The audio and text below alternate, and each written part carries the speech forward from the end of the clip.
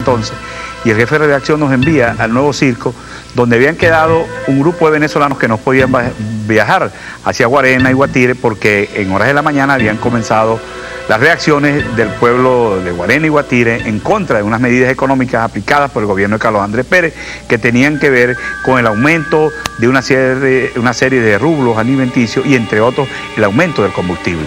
Ahí comenzaba lo que era el génesis en el centro de Caracas y tanto Tom Grillo como yo nos tocó registrar esa fugaz escenas que se presentaban allí.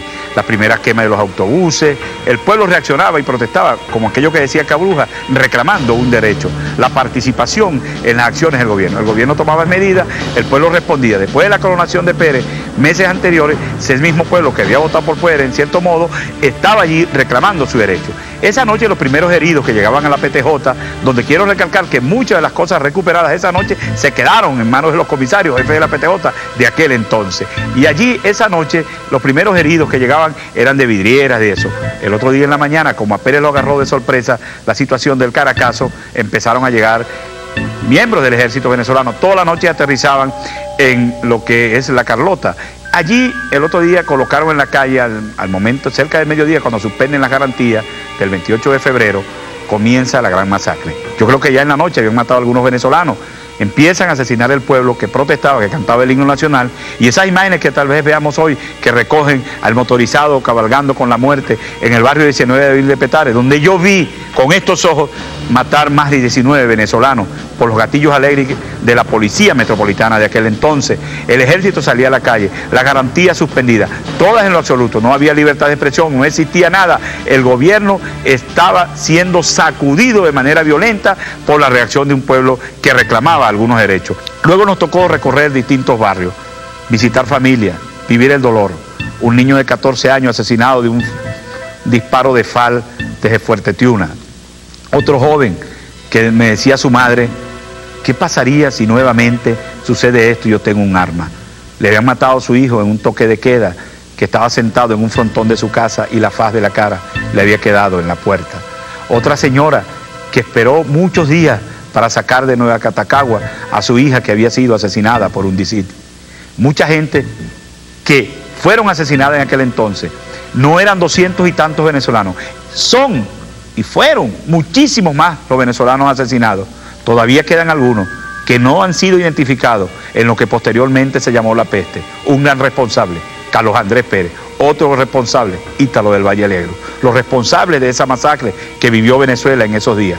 Todavía quedan impunes esas muertes, todavía hay respuesta que darle. Aunque el gobierno nacional indemnizó a la familia, las fotos nuestras, las fotos tomadas por mí permitieron servir como testimonio para que la Corte Interamericana de los Derechos Humanos pagara la deuda que con esa familia existía desde el punto de vista económico, pero todavía hay una deuda moral de respuesta a un pueblo que reaccionó contra el derecho que reclamaba de participar.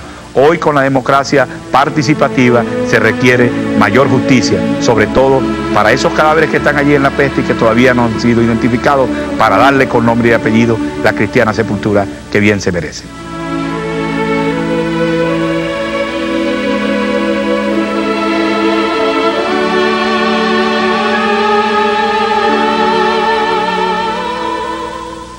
Cuando entenderás, la vida es un acto de fe, es vivir sobre las penas y en los sueños crecer. Miren,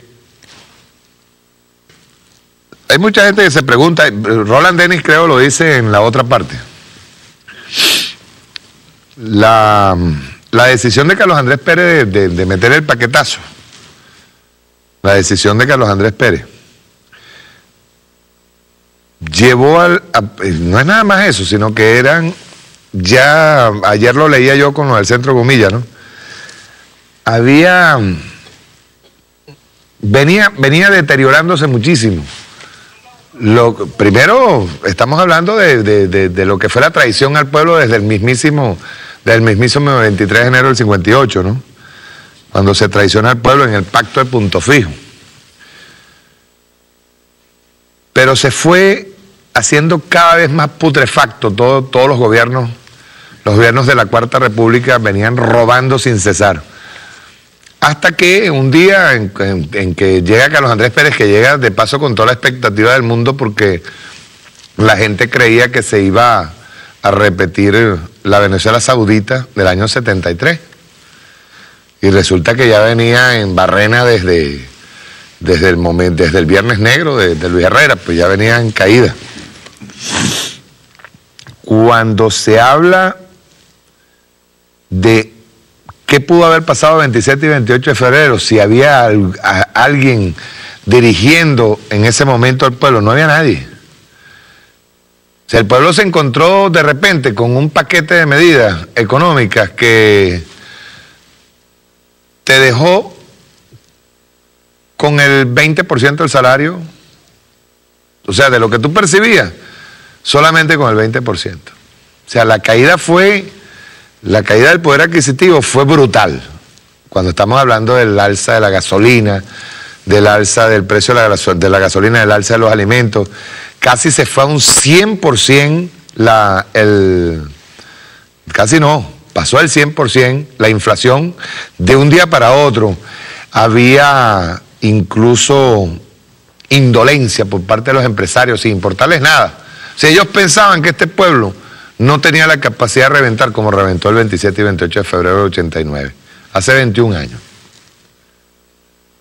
Yo creo que si las organizaciones populares que siempre han hecho su trabajo y han venido manteniendo una conducta revolucionaria, pero si en ese momento, cuestión que no se preveía, pues, pero si en ese momento